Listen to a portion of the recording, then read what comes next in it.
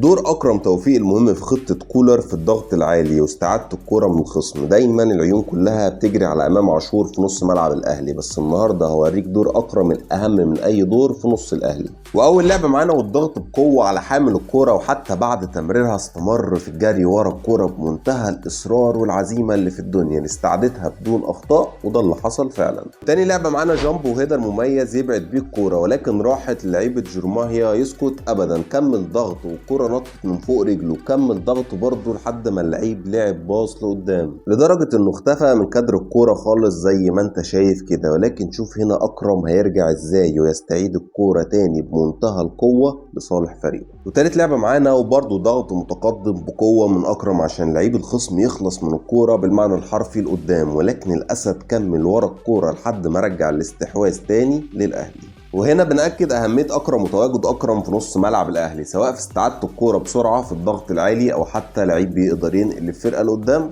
صح.